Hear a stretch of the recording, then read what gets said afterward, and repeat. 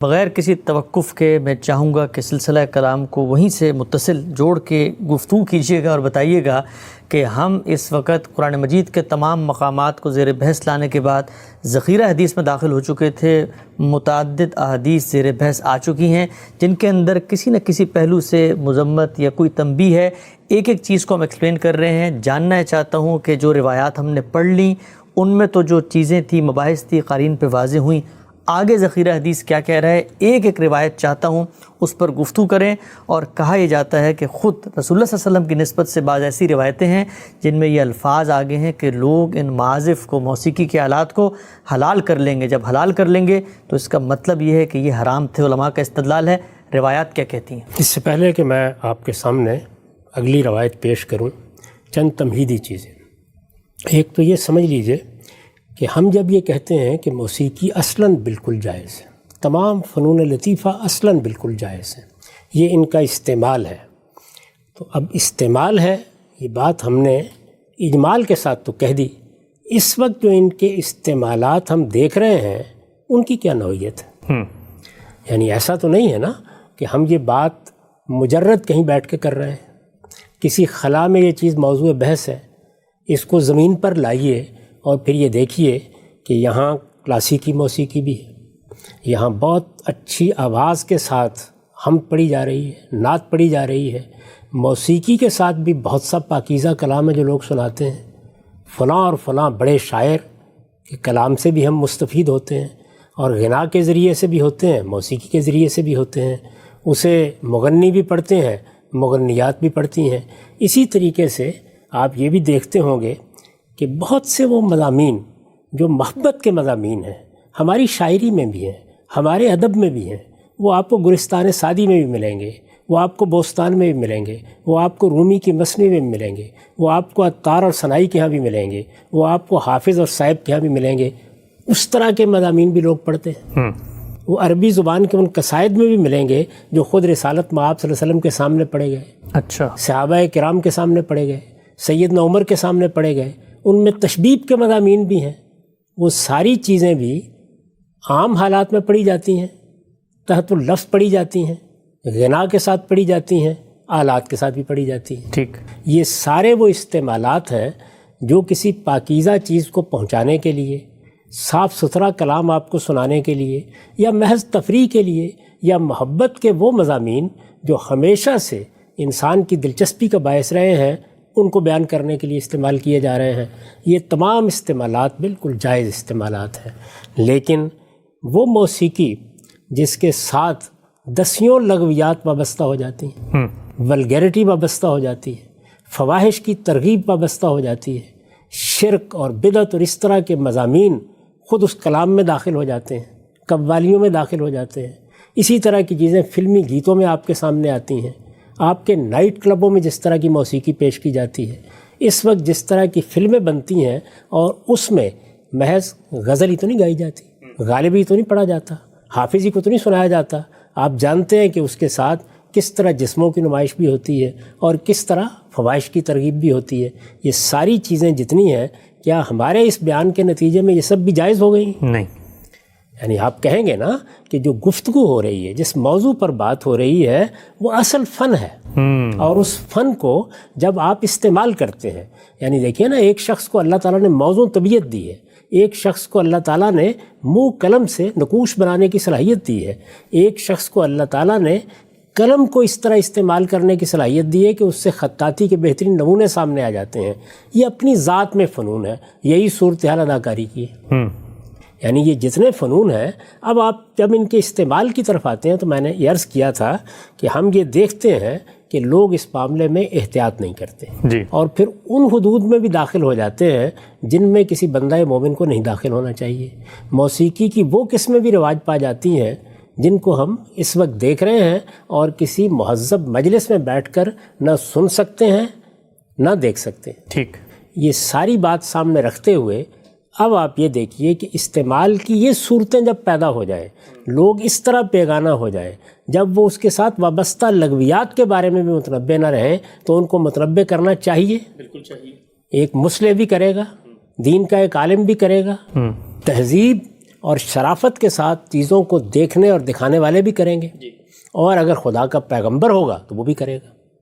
یہ تمام پس منظر ذہن میں رکھیے، اور اس کے بعد آئیے اس روایت کو پڑھتے ہیں جس کا بار بار آپ بھی حوالہ دے رہے ہیں، اور جو اس باب میں بہت کچھ بنائے استدلال بنتی رہی ہے۔ جی میں اب وہ روایت آپ کے سامنے رکھ دیتا ہوں۔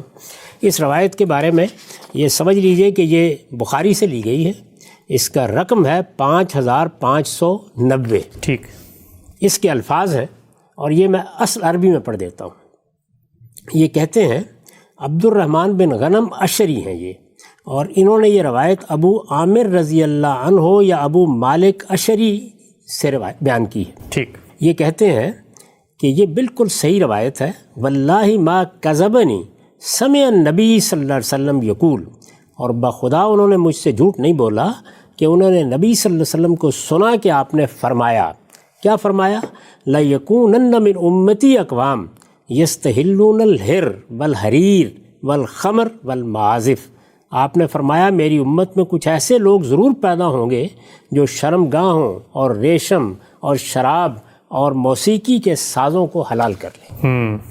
اب ظاہر بات ہے کہ اس میں جب آپ عام طریقے سے پڑھتے ہیں تو آپ یہ کہیں گے کہ یہ سب کی سب چیزیں جب کا حلال کر لیں گے تو اس کا مطلب ہے کہ یہ اصلاً حرام ہوں گی۔ بالکل، یہ روایات کو دیکھنے، روایات کو پڑھنے اور ان کو سمجھنے کا صحیح طریقہ ہی نہیں ہے۔ اچھا، جب اس طرح کے اسلوب میں بات ہو، دیکھیے اگر تو اسلوب یہ ہو کہ فلاں چیز حرام ہے، میں عرض کر چکا کہ اس کے لیے کیا طریقے قرآن مجید اختیار کرتا ہے، رسالت بآب صلی اللہ علیہ وسلم کیا طریقے اختیار کرتے ہیں، اس پر ہم بڑی تفصیلی بحث کر چکے ہیں۔ جب اس طرح کے اسلوب میں بات کی جائے حلال کر لیں گے تو اب دیکھنا چاہیے کہ کیا حلال کر لیں گے، اور کیا یہ ساری چیزیں فی الواقع دین میں ممنوع ہیں، اور کیا اسی طرح ممنوع ہیں جس طرح کہ اسے سمجھی جا رہی ہیں۔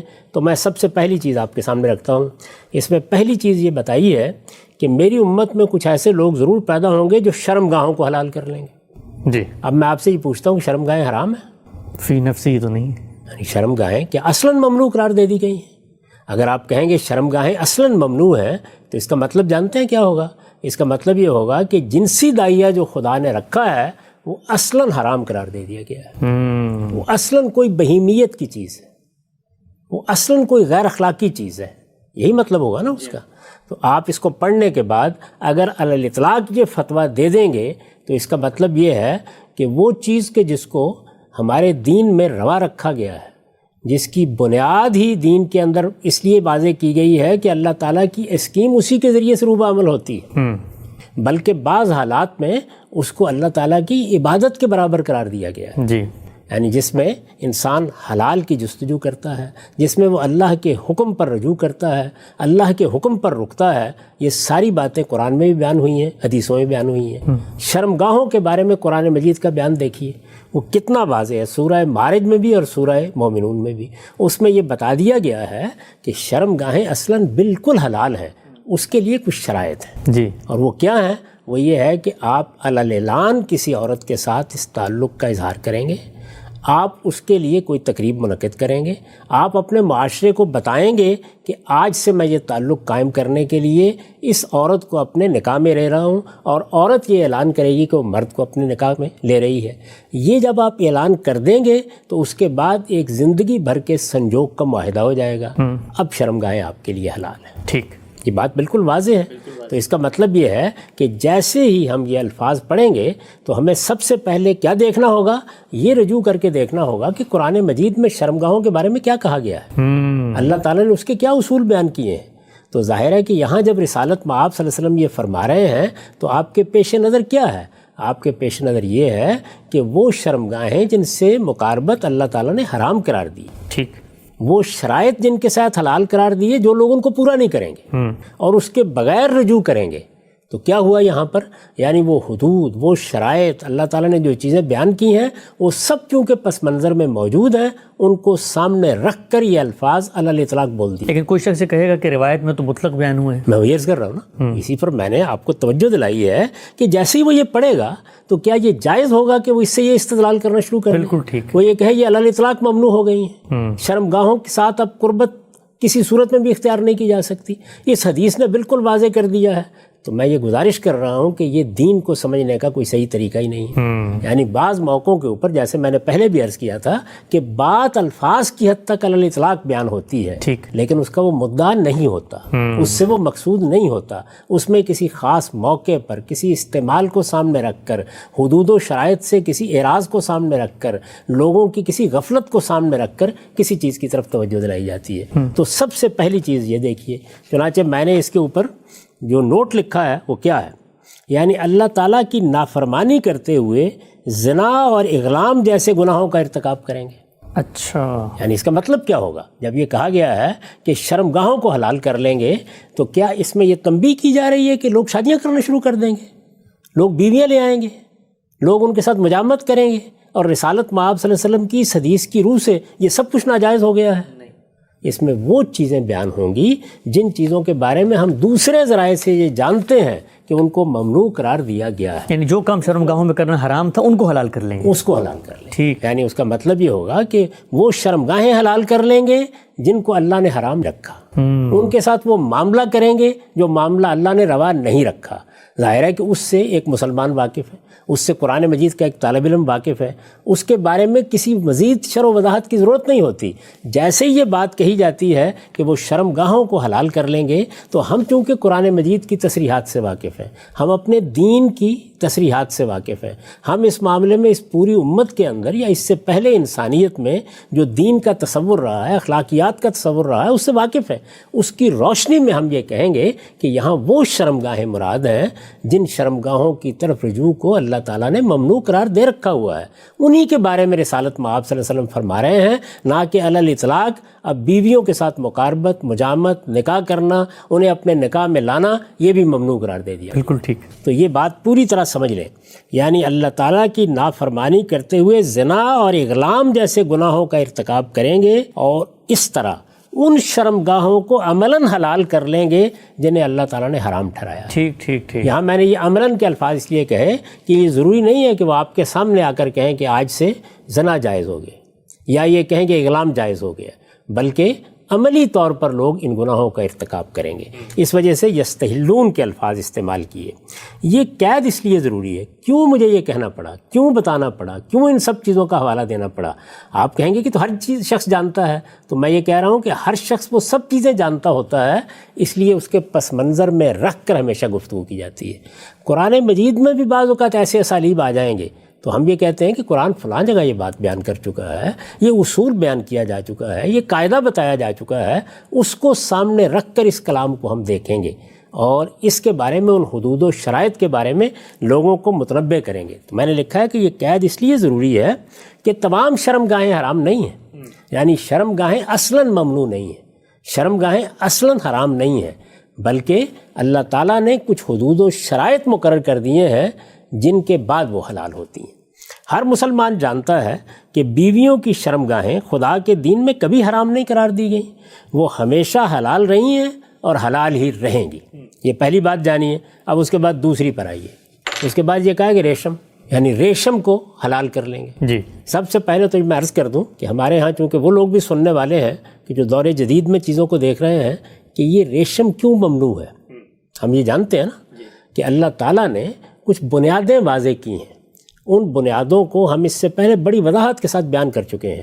میں نے کہا ہے وہ اصول خمسہ ہیں، تو ہم نے اس میں یہ بتایا کہ بغی بغیر الحق یہ اللہ کے ہاں ممنوع ہے، یہ 5 چیزوں میں شامل ہے، یعنی انسان کی شخصیت کے خلاف، اس کی جان کے خلاف، اس کی آبرو کے خلاف، اس کے مال کے خلاف آپ اقدام کرتے ہیں۔ اس اقدام کی ابتدا کہاں سے ہوتی ہے؟ تکبر سے، اچھا، بڑائی سے، دوسرے کی تحقیر سے۔ یہ آپ کے باطن کی حیثیت ہے، اس لیے تکبر کو ممنوع قرار دیا گیا ہے۔ متکبرانہ وضع قطع قرآن مجید میں زیر بحث آ گئی، چلنے کا طریقہ، بات کرنے کا طریقہ، لباس پہننے کا طریقہ قرآن مجید میں زیر بحث آیا ہے۔ رسالت مآب صلی اللہ علیہ وسلم بھی اس کو زیر بحث لائے ہیں۔ تو ریشم اگر مرد پہنے، رسالت مآب صلی اللہ علیہ وسلم کے زمانے کی بات کر رہا ہوں، ریشم پہنے، سونا پہنے، ہاتھوں میں کنگن پہنے، تو یہ متکبرین کا لباس سمجھا جاتا تھا۔ رسول اللہ صلی اللہ علیہ وسلم نے اس کو ممنوع قرار دیا، لیکن کیا عورتوں کے لیے بھی ممنوع قرار دے دیا تھا؟ نہیں۔ کیا یہ علی الاطلاق ممنوع تھا؟ نہیں۔ یعنی پہلی بات یہ کہ اس کی جو علت ہے، حکم جس چیز پر مبنی ہے وہ کیا ہے؟ متکبرانہ لباس، جی، متکبرانہ وضع قطع، متکبرانہ اسالیب حیات، یعنی یہ چیزیں ہیں نا، ان کو خود قرآن مجید نے ممنوع قرار دے دیا۔ اب ظاہر ہے کہ اس کے اطلاقی پہلو ہوں گے جو رسالت مآب صلی اللہ علیہ وسلم کے زمانے میں زیر بحث آئیں گے۔ یہ آپ جانتے ہیں کہ اس بال ازار کی بحث بھی یہیں سے پیدا ہوتی ہے، اسی طرح مونچھوں کو پس رکھنے کی بحث بھی یہیں سے پیدا ہوتی ہے۔ تو متکبرانہ وضع قطع کے جتنے بھی پہلو ہو سکتے ہیں وہ اگر اطلاقی طور پر زیر بحث آئیں گے تو اسی اسلوب میں زیر بحث آ جائیں گے۔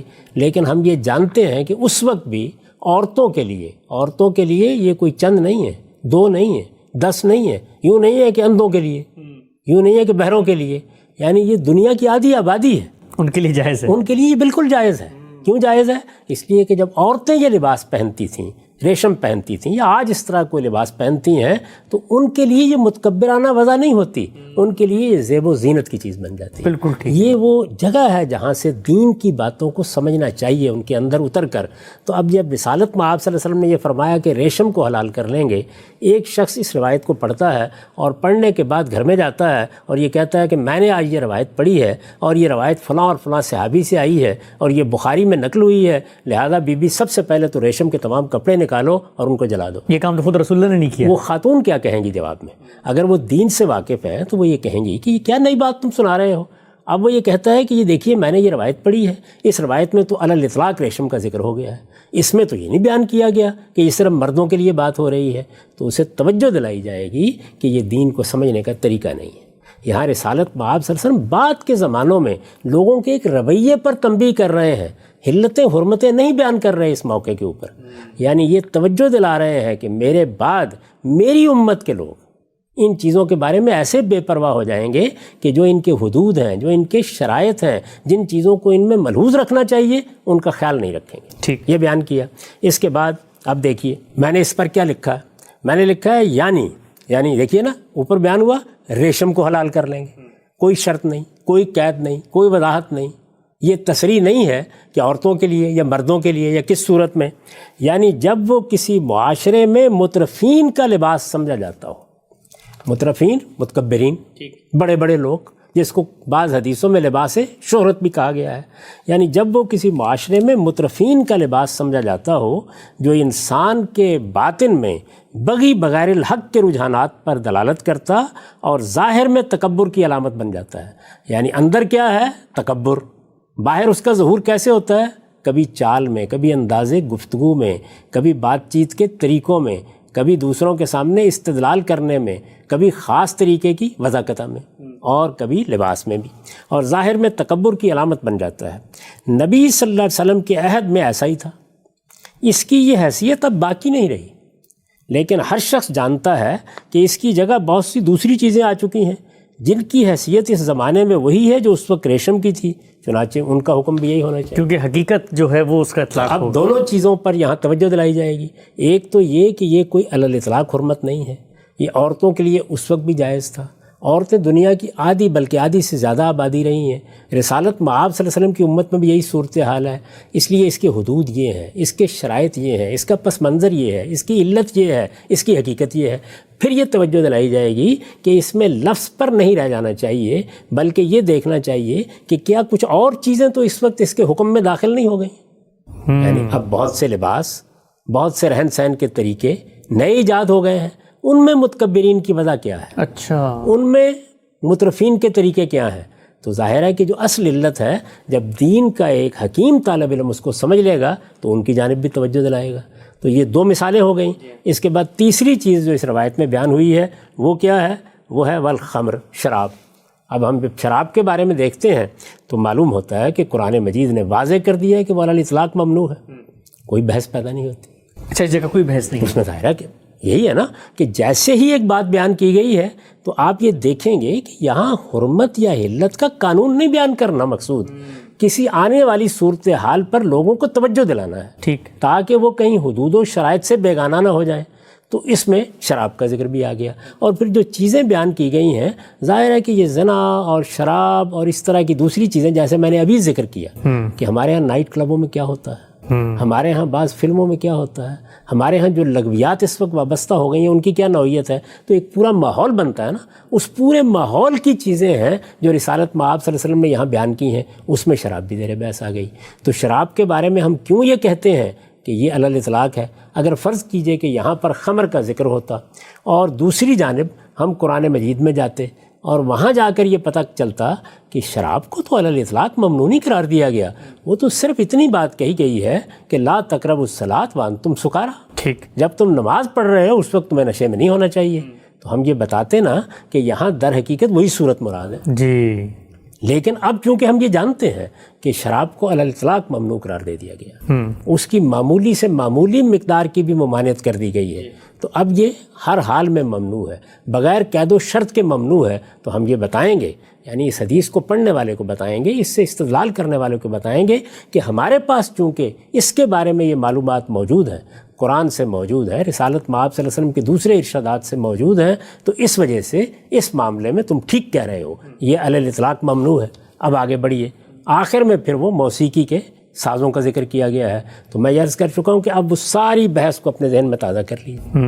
یعنی ہم یہ جانتے ہیں کہ حرمت کی بنیادیں کیا ہیں، ہمیں یہ معلوم ہے کہ قرآن مجید میں کسی جگہ اس کی حرمت بیان نہیں ہوئی، ہمیں یہ معلوم ہے کہ صراحت کے ساتھ کسی حدیث میں بھی بیان نہیں ہوئی، یہاں بالواسطہ ذکر ہو رہا ہے کہ لوگ حلال کر لیں گے بعض چیزوں کو، انہی کے ذیل میں ذکر آ گیا ہے، اصلاً حرمت کو بیان نہیں کیا جا رہا۔ تو اب ہم وہ ساری چیزیں بتائیں گے جو اس سے پہلے ہم بیان کر چکے ہیں کہ یہاں بھی اصلاً مقصود یہ ہے کہ ان صورتوں میں بھی حلال کر لیں گے جب کہ اس کے ساتھ لغویات وابستہ ہوں گی، اچھا، جب کہ اس کے ساتھ فواحش وابستہ ہوں گے، جب اس کے ذریعے سے شرک کا ابلاغ کیا جا رہا ہوگا، جب اس کے ذریعے سے بدعات کو فروغ دیا جا رہا ہوگا، اس وقت بھی حلال کر لیں گے۔ تو جس طرح ہم نے شرمگاہوں کے بارے میں حدود و شرائط کا ذکر کیا، جس طرح ریشم کے بارے میں پوری تفصیل بیان کی، اسی طرح کا طریقہ ہم اس کے بارے میں بھی اختیار کریں گے۔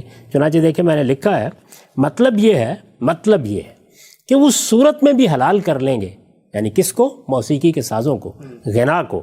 مطلب یہ ہے کہ اس صورت میں بھی حلال کر لیں گے جب وہ مشرکانہ تصورات و عقائد اور فواحش کی ترغیب کے لیے استعمال کیے جا رہے ہیں۔ اچھا، تو کیا یہ واقعہ نہیں ہے کہ اس وقت بہت بڑے پیمانے پر یہ استعمال ہوتا ہے؟ کیا یہ واقعہ نہیں ہے کہ انہی کے ذریعے سے یہ بہت سی چیزیں لوگوں کے دل و دماغ میں راسخ کر دی جاتی ہیں؟ کیا یہ واقعہ نہیں ہے کہ اسی کے نتیجے میں لوگوں کے اندر جنسی ترغیبات پیدا کی جاتی ہیں؟ یہ سارے استعمالات ہم جانتے ہیں۔ تو جب ہم گفتگو کر رہے ہیں تو ہم بار بار اس لیے یہ کہہ رہے ہیں کہ یہ ان کا استعمال ہے جو زیر بحث آئے گا، تو وہ استعمال کی صورتیں ہیں جن کو دائیں بھی دیکھیں گے، بائیں بھی دیکھیں گے، حال میں بھی دیکھیں گے، مستقبل میں بھی دیکھیں گے اور توجہ دلائیں گے۔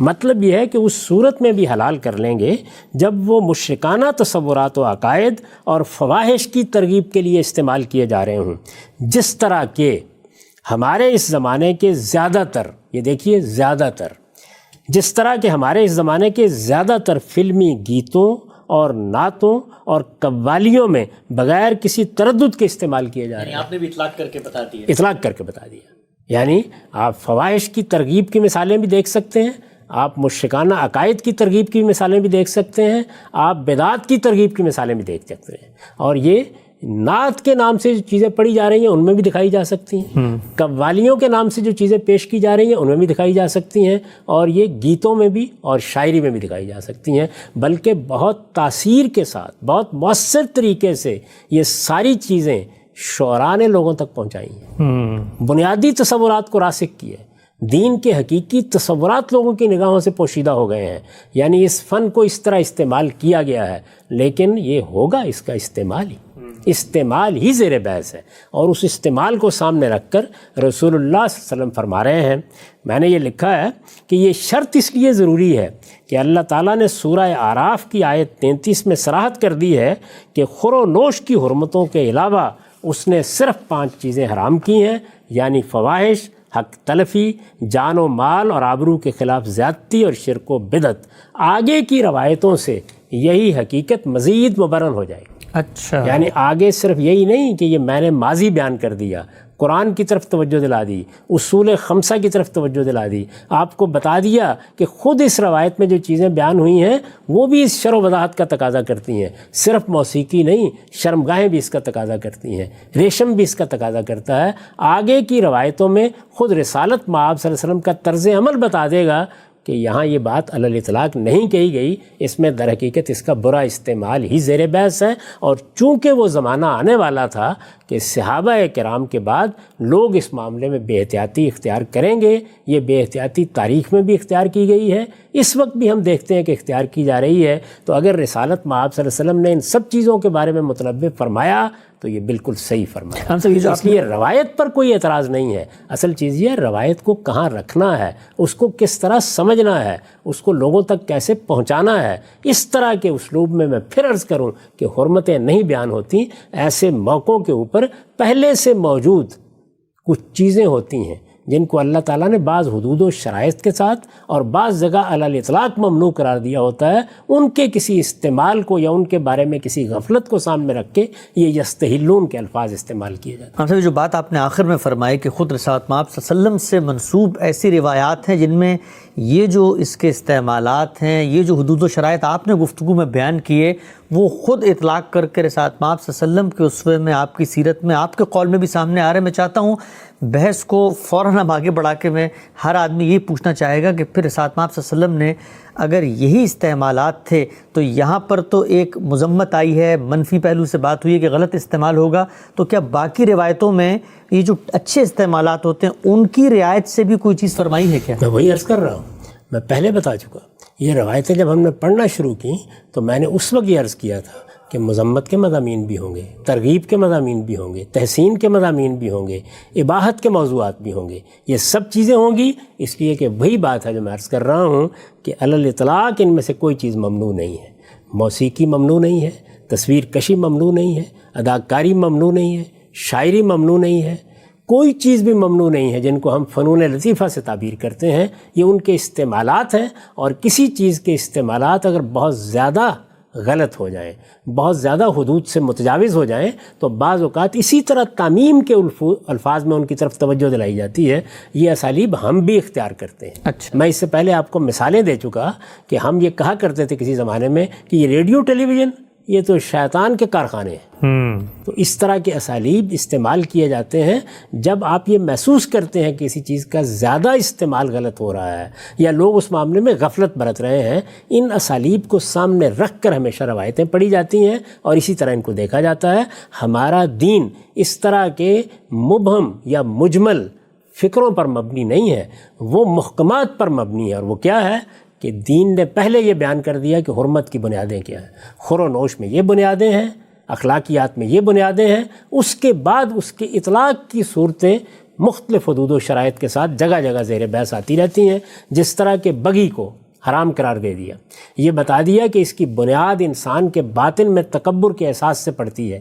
اب رسالت مآب صلی اللہ علیہ وسلم اس کا اطلاق کر رہے ہیں اور یہ دیکھیے کہ مترفین کے، متکبرین کے ایک لباس یعنی ریشم پہننے پر کر دیا، اس بال کے طریقے پر ازار باندھنے پہ کر دیا، مونچھیں رکھنے کے ایک خاص وضاقتہ پہ کر دیا۔ یہ سب اطلاق کی چیزیں ہیں، اسی اصول سے پھوٹی ہوئی چیزیں، یعنی پہلے بنیاد واضح کی جاتی ہے پھر اس کے بعد یہ چیزیں زیر بحث آتی ہیں۔ تو اب آپ آگے بڑھیے اور دیکھیے کہ پھر کیا بیان ہوا ہے۔ اس کے بعد جو روایت میں آپ کے سامنے پیش کر رہا ہوں یہ مسند احمد سے رقم ہے 15720۔ ٹھیک، میں اس کا ترجمہ آپ کے سامنے پڑھ رہا ہوں۔ صائب بن یزید رضی اللہ عنہ بیان کرتے ہیں کہ ایک عورت رسول اللہ صلی اللہ علیہ وسلم کی خدمت میں حاضر ہوئی، ایک عورت رسول اللہ صلی اللہ علیہ وسلم کی خدمت میں حاضر ہوئی۔ آپ نے سیدہ سے فرمایا، یعنی کس سے؟ سیدہ عائشہ سے، ام المومنین۔ آپ نے سیدہ سے فرمایا عائشہ تم اس عورت کو جانتی ہو؟ اب دیکھیے، یعنی ایک ایک چیز کو غور سے سنیے۔ یوں نہیں ہے کہ رسالت مآب صلی اللہ علیہ وسلم گھر میں آئے اور کوئی خاتون تھی، وہ کوئی کام کر رہی تھی، آپ نے دیکھا، اس میں آپ نے کیا رویہ اختیار کیا؟ نہیں، یہاں خود رسالت مآب صلی اللہ علیہ وسلم ابتدا کر رہے ہیں۔ جی، رسالت مآب صلی اللہ علیہ وسلم ابتدا کر رہے ہیں۔ کیا ہے؟ ایک عورت رسول اللہ صلی اللہ علیہ وسلم کی خدمت میں حاضر ہوئی، آپ نے سیدہ سے فرمایا عائشہ تم اس عورت کو جانتی ہو؟ سیدہ نے کہا جی نہیں اے اللہ کے نبی۔ آپ نے فرمایا، اب میں عربی الفاظ پڑھتا ہوں، حاضی کینا تو بنی فلان تو ہی بینا ان تغنیہ کے، یہ فلاں قبیلے کی گانے والی ہے، اچھا، یہ فلاں قبیلے کی گانے والی ہے، عورت ہے گانے والی ہے، اس کا مطلب یہ ہے کہ اس کی خصوصیت یہی ہے کہ وہ گاتی ہے، یوں نہیں کہ جیسے آپ کی کوئی بچیاں بیٹھی ہوئی گا رہی ہیں یا کوئی اور خاتون ہے ویسے ہی اس نے کسی موقع اوپر شوقیہ گا لیا، یہ فلاں قبیلے کی گانے والی ہے، کیا تم پسند کرو گی کہ یہ تمہیں کچھ گا کر سنائے؟ یہ اللہ کے رسول نے فرمایا، رسول اللہ صلی اللہ علیہ وسلم نے فرمایا، میں روایت میں آپ کو سنا رہا ہوں نا۔ ایک عورت رسول اللہ صلی اللہ علیہ وسلم کی خدمت میں حاضر ہوئی، آپ نے سیدہ سے فرمایا، سیدہ عائشہ سے، عائشہ تم اس عورت کو جانتی ہو؟ سیدہ نے کہا جی نہیں اللہ کے نبی، آپ نے فرمایا یہ فلاں قبیلے کی گانے والی ہے، کیا تم پسند کرو گی کہ یہ تمہیں کچھ گا کر سنائے؟ حاضی کینا تو بنی فلان تو ہی بینا ان تغنیہ کے، یہ پوچھا آپ نے تو انہوں نے کہا کہ ضرور۔ سیدہ نے جواب میں کہا کیوں نہیں، یعنی انہیں کوئی تردد نہیں ہوا، ایک عورت ہے، رسول اللہ صلی اللہ علیہ وسلم بھی بیٹھے ہوئے ہیں، گانے والی ہے، وہ گھر میں آئی ہے، رسالت میں آپ صلی اللہ علیہ وسلم پوچھتے ہیں کہ تم پسند کرو گی کہ یہ تمہیں کچھ گا کر سنائے؟ سیدہ نے جواب میں کہا کیوں نہیں۔ صاحب کہتے ہیں کہ پھر آپ نے، یعنی اب آگے سنیے، صاحب کہتے ہیں کہ پھر آپ نے اسے ایک تھالی دی، یعنی اب یہ غنا آلات کے ساتھ ہو گیا، پھر آپ نے اسے ایک تھالی دی اور اس نے سیدہ کو گانا سنایا، یعنی آلات کی ایجاد کہاں سے ہونی شروع ہوئی ہے؟ کسی نے تھالی پکڑی بجانا شروع کر دی، کسی نے اپنے انگوٹھے سے کسی میز کو بجانا شروع کر دیا، کسی نے گھڑے کو بجانا شروع کر دیا، یہی چیز ہے نا جو بعد میں آلات میں ڈلتی چلی گئی ہے۔ تو رسالت میں آپ صلی اللہ علیہ وسلم نے اسے ایک تھالی دی اور اس نے سیدہ کو گانا سنایا۔ اچھا اب دیکھیے، رسالت میں آپ صلی اللہ علیہ وسلم نے خود پوچھا، سیدہ نے جب یہ کہا کہ کیوں نہیں میں ضرور سنوں گی، خود تھالی دی، یہی الفاظ ہیں بالکل، فَآتَاهَا طَبَقًا فَغَنَّتْهَا، یہ الفاظ ہیں عربی زبان میں، اسے ایک تھالی دی اور اس نے سیدہ کو گانا سنایا، یعنی وہ تھالی بجا رہی تھی اور گانا سنا رہی تھی، ایک قبیلے کی گانے والی تھی۔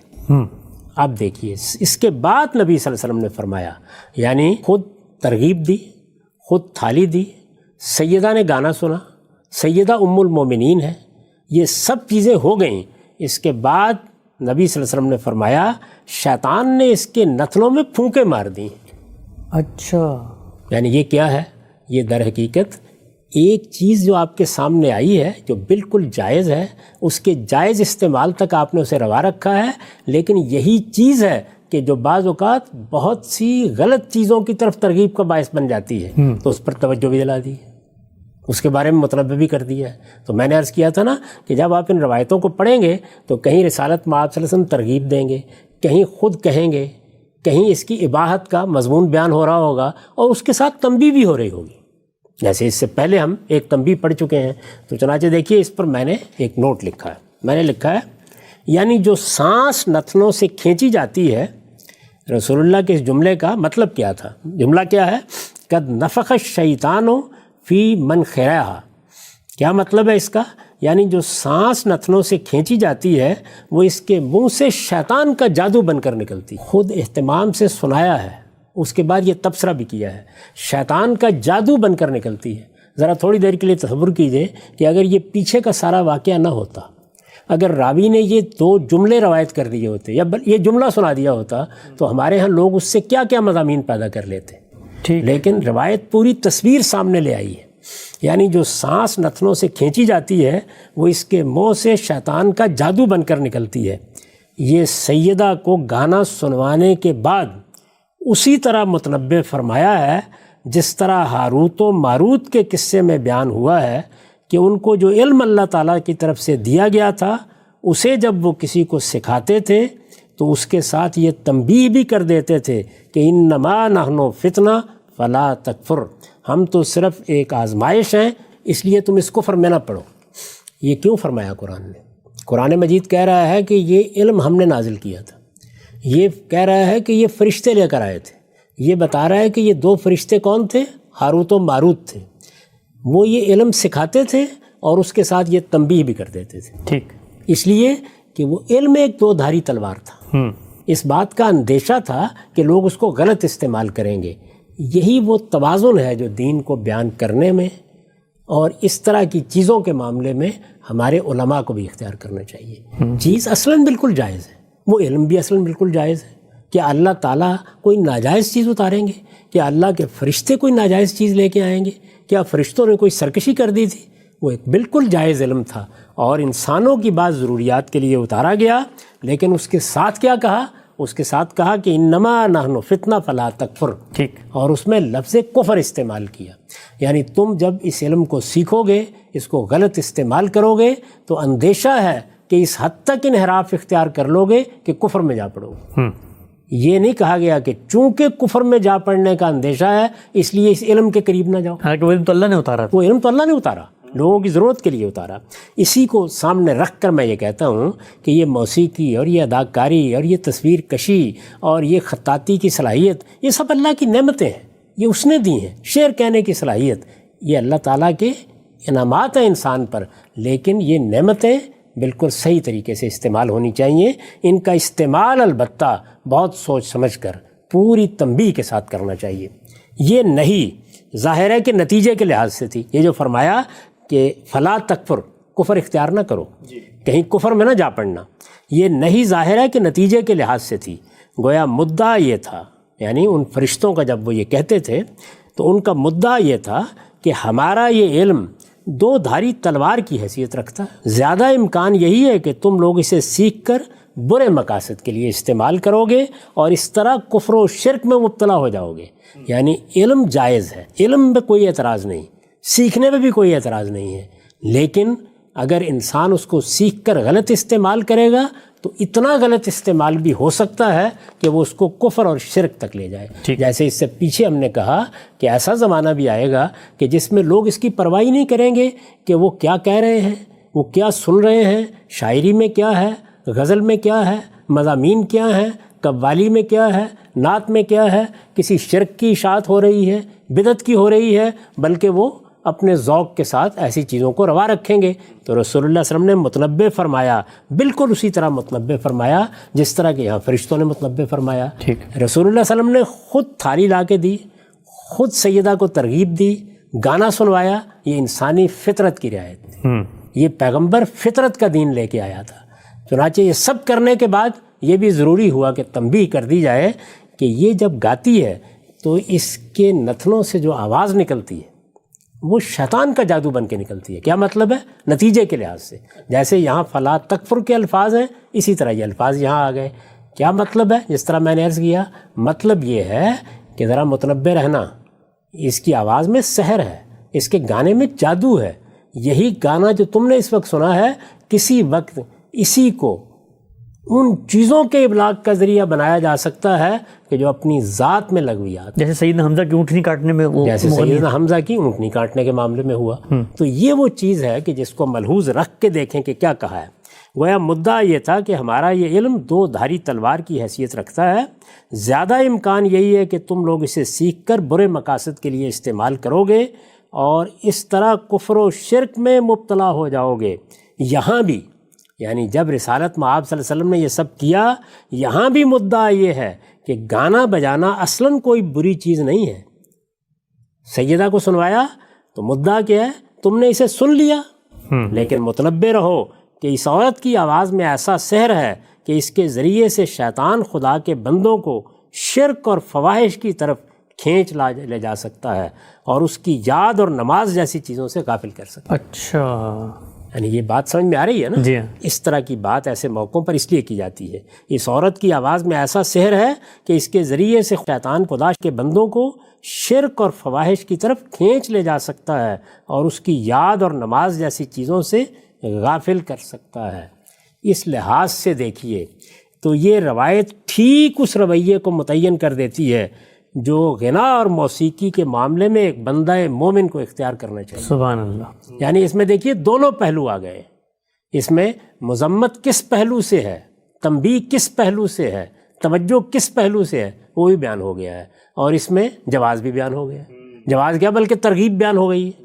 اس لحاظ سے دیکھیے تو یہ روایت ٹھیک اس رویے کو متعین کر دیتی ہے جو غنا اور موسیقی کے معاملے میں ایک بندہ مومن کو اختیار کرنا چاہیے، یعنی سننے اور سنوانے میں۔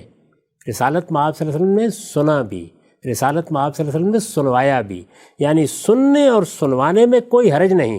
آپ فرمائیں گے شاید نہیں سنا ہوگا، یعنی چونکہ ہمارے ہاں تو اس طرح کی تصویر بھی رکھی گئی ہے نا کہ کانوں میں انگلیاں ڈالنی. جی حضور نے اس کی آواز پر تبصرہ کیا ہے. سنا ہے اس کا مطلب؟ سنا ابھی آپ نے تبصرہ کیا ہے کہ اس کی آواز میں ایسا سحر ہے کہ گویا شیطان نے اس کے نتنوں میں پھونکے مار دی ہیں. یعنی سننے اور سنوانے میں کوئی حرج نہیں، اس لیے کہ نہ یہ حرام ہے نہ مکروہ.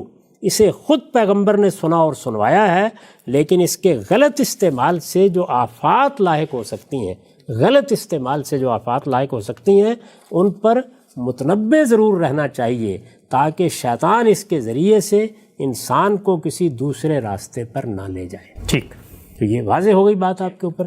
یعنی یہ وہ چیز ہے جس کو ملحوظ رکھ کر ان تمام فنون لطیفہ کا مطالعہ کرنا چاہیے، ان کے بارے میں رائے قائم کرنی چاہیے، ان کو اس طرح دیکھنا چاہیے. آگے بھی آپ دیکھیں گے کہ بہت سی اسی طرح کی چیزیں آئیں گی. اگر ہمارے پاس وقت ہے تو ہم اگلی روایت پڑھ سکتے ہیں. ہم سب اس روایت پہ دو سوالات، دو اشکالات ذہن میں پیدا ہوتے ہیں. ایک مذہبی ذہن کی جانب سے میں چاہتا ہوں ان کی بھی آپ توضیح فرما دیں. آپ نے جو اپنا نوٹ اس پہ پڑھا اس سے بات تو بالکل واضح ہے، لیکن کوئی شخص پلٹ کے یہ کہہ سکتا ہے کہ رسالت مآب صلی اللہ علیہ وسلم نے یہ پورا جو عمل ہے جس کو آپ فرما رہے ہیں کہ ایک طرح سے جواز یا اباحت کی بات بن جاتی ہے، ترغیب بھی بن جاتی ہے. سیدہ سے پوچھا یہ کیا ہی اس لیے ہو کہ تاکہ اس کے بعد وہ تبصرہ فرما سکیں بھائی یہ چیز جو میں نے تمہیں ڈیمانسٹریٹ کر کے سنائی ہے، سکھائی ہے، یہ سامنے لوگوں نے کی ہے، اس سے بچنا ہے، یہ تو شیطان کا ساز ہے. یعنی یہی طریقہ اختیار کرنا چاہیے. پھر شراب کے بارے میں بھی، زنا کے بارے میں بھی بہت اہم بات ہے صاحب. یعنی یہ طریقہ ہے. پیغمبر یہ کیا کرتے ہیں؟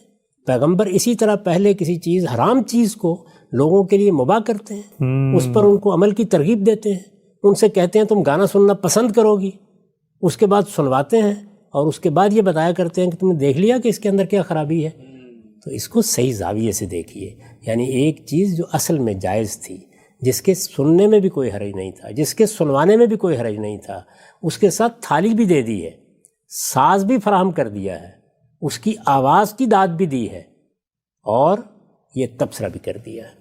تو دونوں کو صحیح جگہ پر رکھ کر دیکھنا چاہیے. آخری بات ہم سب، یہ لوگ یہ بھی کہیں گے کہ یہ جو ساز آپ بار بار فرما رہے ہیں کہ ساز بھی دے دیا ہے، تو ساز تو بانسری ہوتی ہے، ساز تو مزمار ہوتا ہے، ساز تو کوئی سارنگی ہوتی ہے، کوئی اور چیز ہوتی ہے.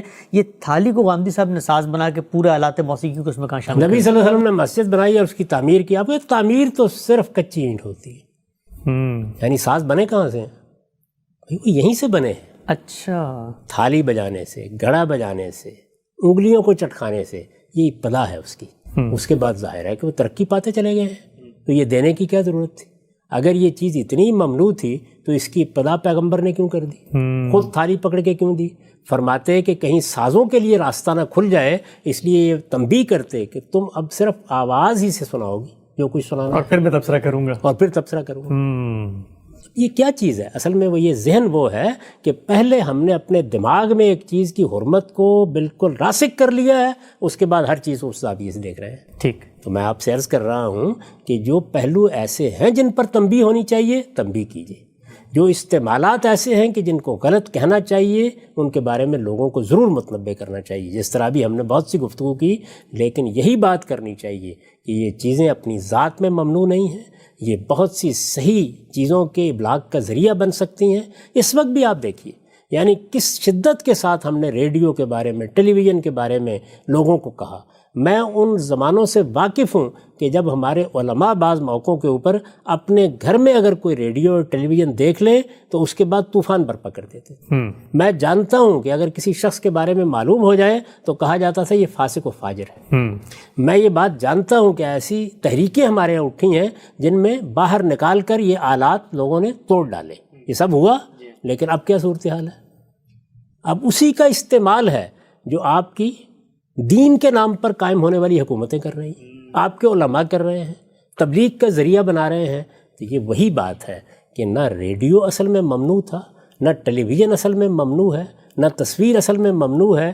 یہ ان کا استعمال ہے، اور استعمال کے بارے میں کہاں حرمت کا فتویٰ دیں گے، کہاں کراہت کا فتویٰ دیں گے، کہاں لوگوں کو روکیں گے، کہاں متنبہ کریں گے. اس کے اصول قرآن نے بیان کر دیے ہیں کہ اگر اس کے ذریعے سے فواحش پھیلائے جا رہے ہیں، حق تلفی کی ترغیب دی جا رہی ہے، جان مال آبرو کے خلاف زیادتی یا لوگوں کے خلاف تحقیر کے مضامین بیان کیے جا رہے ہیں، شرک بیان کیا جا رہا ہے یا بدعات کی ترغیب دی جا رہی ہے. یہ چیزیں دیکھنے کی ہیں.